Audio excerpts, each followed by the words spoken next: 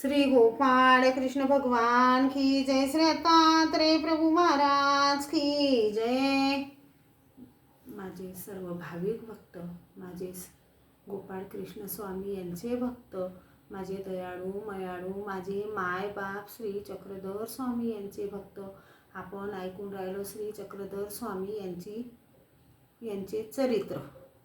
आता ऐका चक्रधर स्वामी यांचे चरित्र। धर्म संस्थापनार्थाय संभवामी युगे युगे या गीतेतील नुसार कलियुगातील 5व्या सहस्र काळात झालेला ज्ञानदाता श्री चक्रधर स्वामींचा अवतार हा उभयदर्शी अवतार होय। हा अवतार गुजरात देशाच्या राजघराण्यात झाला आणि त्यांनी महाराष्ट्रातच येऊन महात्म पंथांची प्रतिपंथ मानभाऊ पंथाची स्थापना केली। यांचे चरित्र थोडक्यात आहे, ऐका। गुजरात येथील बडोदचे स्वतंत्र राज्य शके 1101 नंतर अस्तित्वात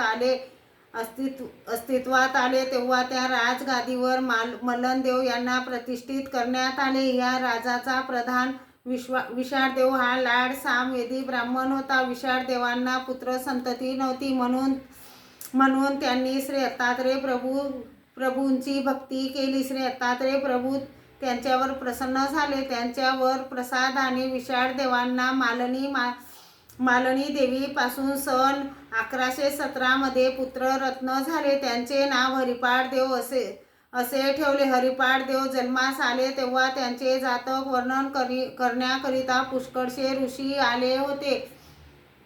त्यात तोरणमल गुजरात राज्य येथील राहणारा कथडीनाथ हाही होता। प्रत्येकाने आपापल्या ज्ञानाप्रमाणे जातक आयुष्यात घडणाऱ्या घटना वर्णन केल्या, परंतु कथडीनाथाने काही वेगळेच सांगितले। तो म्हणाला, हा मुलगा वयाच्या 25व्या वर्षी मृत्यू पावेल आणि त्याचे शरीर एखादा योगी पुरुष घेईल, देहात प्रवेश करील। तेव्हा विशाळदेव म्हणाले, तसं असेल तर इतर कोणी माझ्या पुत्राचा प्रतिदेह घेण्यापेक्षा हे महाराज आपणच तो घ्यावा। आपली भविष्यवाणी खरी ठरली तर माझ्या पुत्राचा देह तुम्ही त्यांनी स्वीकारण्याचा त्याचा मला आनंद वाटेल। तेव्हा कथडीनाथाने तथास्तु म्हणून अनुमती दर्शवली व तोरणमलास निघून गेला। कथडीनाथाने ज्योतिष वर्तवल्याप्रमाणे हरिपाळदेवाचा वयाच्या 25व्या वर्षी भाद्रपद शुक्र 2 सकाळी 9 वाजता मृत्यू झाला।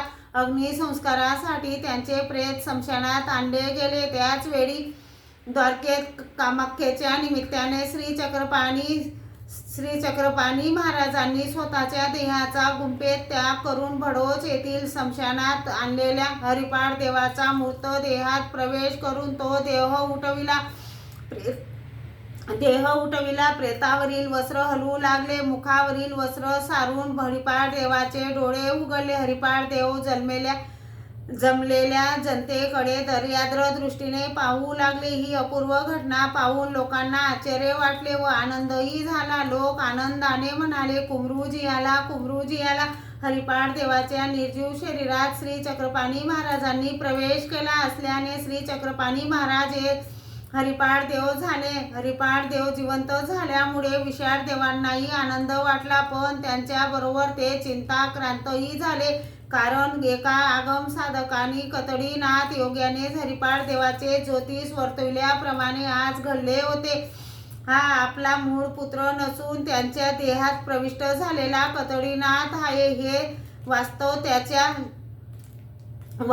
वास्तव सत्य लोक विसरले असले तरी विशाळदेव विसरू शकले नाही, म्हणून लोक पर्धावस्थेत ते स्तब्ध असले तरी त्यांच्या अंतःकरणात विचारांचे खाऊन माजले व ते मनातून दुःखी राहिले। हरिपाळदेव जिवंत झाल्यावर त्यांना पालखीत बसून वाद्याचा घोष करीत राजवाड्यात आणले। गुढ्या तोरणे उभारून नगर शृंगार केला, पण विशाळदेवाच्या मनात समाधान नव्हते। हे हरिपाळदेव खरे की खोटे?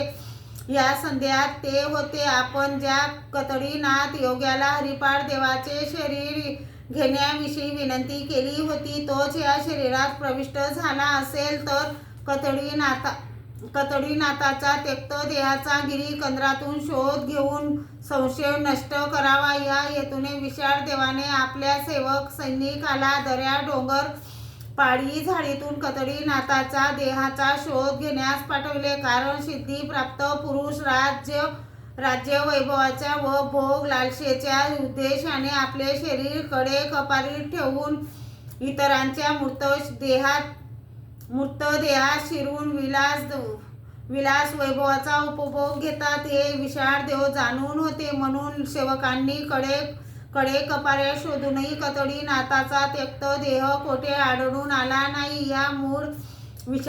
यामुळे विशाळ देवांना काहीसे समाधान वाटले. यानंतर आपली शुषा हरिपाळ देवाची पत्नी कमला देवीस हरिपाळ देवाचे प्रकृती अनुभव पाहण्यास सांगितले आणि कमला देवीने पूर्वीचे हरिपाळ व पुनर्जीवित हरिपाळ यात काहीच फरक जाणवत नाही असे अनुभव सांगितले. ही संशय कल्लोळची परीक्षा पूर्ण झाल्यावर प्रधान विशाळ देव निर्दस्त झाले व त्यांचा संशय निघून गेला. श्री चक्रपाणी महाराज हरिपाळ देवाच्या देहात आल्यावर पूर्वीच्या हरिपाळ देवाप्रमाणे वर्तन करू लागले. अशीच त्यांची 12 वर्षे निघून गेली. या काळात त्यांना कमलादेवी पासून एक मुलगा झाला. त्यांचे नाव माईपाळ देव असे ठेवले. माईपाळ देवाचे श्री चक्रपाणी महाराजांचे अशा राजवैभवात मन रमेना, कारण ज्या कार्यासाठी अवतार घेतला ते कार्य तसेच पडून राहिले. म्हणून त्यांनी औदासीन्य धारण करून राम यात्रेला जाण्याचा माता पित्यांजवळ हट्ट धरला.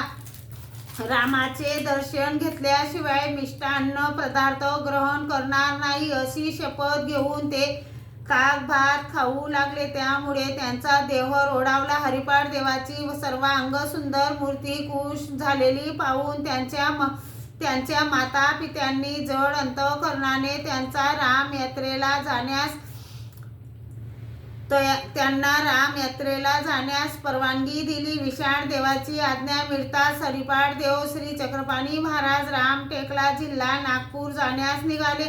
तेव्हा गुजरात व महाराष्ट्र राज्याचे वैरत्व असल्यामुळे मराठी राज्यात हरिपाळ देवांना मराठी सैनिकांकडून उपसर्ग होऊ नये म्हणून विशाळ देवांनी त्यांच्याबरोबर लढाऊ सैनिकांची तुकडी दिली. त्यांच्यासह ते शके 1154 फाल्गुन मासात राजवाड्यातून बाहेर पडले. हरिपाळ देव पालखीत बसून सैनिकांसह गुजरातेतून महाराष्ट्रात येत असताना हे दररोज थोडे सैनिक परत पाठवू लागले. त्याचबरोबर राजवान पालखीही पाठवली. असे होत असताना महाराष्ट्रात रिद्धपूर जवळील देऊळवाडा येथे आल्यावर 2 सेवक त्यांच्या बरोबर राहिले. त्यांनाही तेथे माहीत होऊ न देता साधा पोशाख करून रिद्धपूरला चैत्र शुद्ध पौर्णिमेला शके 1155 रोजी आले. तेव्हा रिद्धपूर येथील राधवन हाटात खानवाडीच्या बाजारपेठेत श्री गोविंद प्रभूंनी आणि हरिपाळ देवांची भेट झाली. तेथे त्यांनी श्री गोविंद प्रभू पासून अनुग्रह घेतला, ज्ञानशक्तीचा स्वीकार केला व जीवोद्धार कार्यास प्रारंभ केला. श्री गोविंद प्रभू हरिपाळ देवाचे नाव श्री चक्रधर असे ठेवले. श्री दत्तात्रय प्रभूंपासून श्री चक्रपाणींनी, श्री चक्रपाणींपासून श्री गोविंद प्रभूंनी व श्री गोविंद प्रभूंपासून श्री चक्रधर स्वामींनी ज्ञानशक्तीचा स्वीकार केल्यामुळे चक्रपाणी महाराजांचे अवरदृश्य व श्री गोविंद प्रभूंचे परदृश्य ह्या दोन्ही ज्ञानशक्ती श्री चक्रधर स्वामींच्या आवारात एकत्र झाल्यामुळे श्री चक्रधर स्वामी हे उभयदर्शी अवतार मानवले जातात. यानंतर श्री चक्रधर स्वामींनी हरिपाळ देवांनी पूर्वीचे वस्त्रे उतरून ठेवली व डोक्याला आणि कमरेला 4 हाताचे वस्त्र गुंडाळून ते रिद्धपूरहून निघाले. ही वेशभूषा संन्यास धर्माची नसून त्यांच्या विरक्तेची व उदासीनतेची निर्देशक होती. या उदास स्थितीत ते तहान लागली तरी कुणास पाणी पिण्यास मागायचे नाहीत. नदीच्या काठी जायचे आणि दोन्ही हात टेकून तोंडानेच पाणी पित असत. पायात प्रांताने घालायची नाही, त्यामुळे रस्त्यावरील काटे रुतत असत. वनातून चालताना झाडांचे काटे अंगात रुतत असत, त्यामुळे त्यांच्या सुकुमार देहातून निघालेले रक्ताचे थेंब जणू हिऱ्यामध्ये रत्नामध्ये हिरे जडविल्याप्रमाणे चमकत असत. डोक्यावरील मोकळे केस झाडाला अडकले तरी ते आपल्या हाताने काढीत नसत. केस अडकल्यास स्वामी तेथेच उभे राहायचे. वाऱ्याने जेव्हा केस मोकळे होतील तेव्हा तेथून प्रयाण करायचे. भिक्षा घ्यायची असल्यास ती हातावरच घ्यायची आणि नदीकाठी जाऊन तेथील खडक पायांनी स्वच्छ करून त्यावर हातातील अन्न ठेवून भोजन करायचे. उदास वृत्तीने राहणारे स्वामी कोणाशी बोलत नसल्यामुळे लोक त्यांना मुनी बाबा त्यांचा गोर वर्ण पाहून गोमटे देव आणि अंगावरील अपुऱ्या वस्त्रामुळे नग्न देव असे म्हणत. अशा प्रकारे स्वामींनी एकांत कालात 31 वर्षे 9 महिने व्यतीत केले. या कालात स्वामींना माधव ब्राह्मण, भंडारेकर, हंसाबाई, सारंगधर, रंगाधर, वासनीकर, सेंदूरजणीचा ब्राह्मण व तेथील बाई, चर्मकार, रामदेव वडनेरकर, सालबडी येथील मुक्ताबाई, उदळीनाथ इत्यादी दर्शनीय वेदवंत बोधवंत अधिकारी जीव भेटले. त्यांना त्यांच्या पुण्यकर्मानुसार ज्ञान दान देण्याचे कार्य केले. स्वामींनी एकांत काळ एकटेच असत. सोबत कोणी नव्हते म्हणून एकांत लपून संपून शेके 1986 शोष पौर्णिमेच्या दिवशी श्री क्षेत्र पैठण येथे आले. तेथे येऊन त्यांनी संन्यास धारण केला आणि तेथून त्यांचे जीवोद्धरण करण्याचे खरेखुरे कार्य सुरुवात झाले. स्वामी एकांतातून लोकांतात आल्यावर त्यांना पुष्कळसा शिष्य परिवार मिळाला. त्यापैकी बाईसा नागदेवाचार्य, माईन भट्ट, दाईंबा, चांगदेव भट, जानो उपाध्ये, नाथोबा, शांताबाईसा, महादाईसा, खेई, गोई, सादाईसा, आवसा, आबाईसा इत्यादी प्रमुख होत. याशिवाय 116 मंडळी दर्शनीय होती. या सर्व शिष्य परिवारात श्री नागदेवाचार्य मुकुटामण्याप्रमाणे शोभून दिसत असत. त्यांना ज्ञान प्राप्त झाल्यापासून त्यांनी आपला समग्र वेळ स्वामी श्री चक्रधरांच्या चिंतनात व त्यांच्या पंथांचा प्रसार करण्यात घालविला. स्वामींनी आपले ज्ञानदानाचे कार्य 8 वर्षे 1 महिना 4 दिवस केले. या 8 वर्षाच्या काळाचे 2 भाग पाडले जातात. एक पूर्वार्ध काळ, एक दुसरा उत्तरार्ध काळ. बाईसांना प्रेम दान दिल्यापासून श्री नागदेवाचार्यांना संन्यास देईपर्यंतचा काळ 4 वर्षे 1 महिन्याचा भरतो. यास पूर्वार्ध काळ आणि श्री नागदेवाचार्यांनी संन्यास घेतल्यापासून स्वामींच्या उत्तरापंथे गमनापर्यंतच्या 4 वर्षे 4 दिवसाच्या काळास उत्तरार्ध म्हणतात.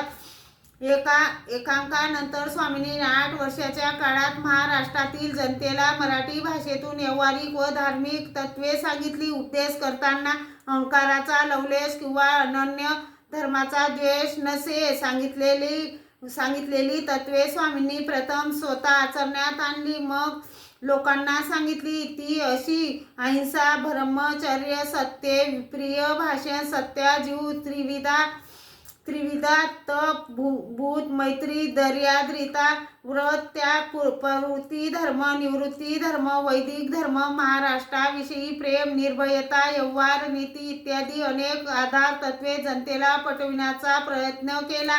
स्वामींनी आपल्या तत्वज्ञानात जीव, देवता, प्रपंच, परमेश्वर ह्या 4 वस्तू नित्य व अनादीच्या असल्याचे सांगितले. या 4 पदार्थाची माहिती सर्वज्ञ श्री चक्रधर स्वामी खूप दयाळू, मयाळू, करुणाळू, कृपाळू आहेत. श्री गोपाळ कृष्ण भगवान की जय.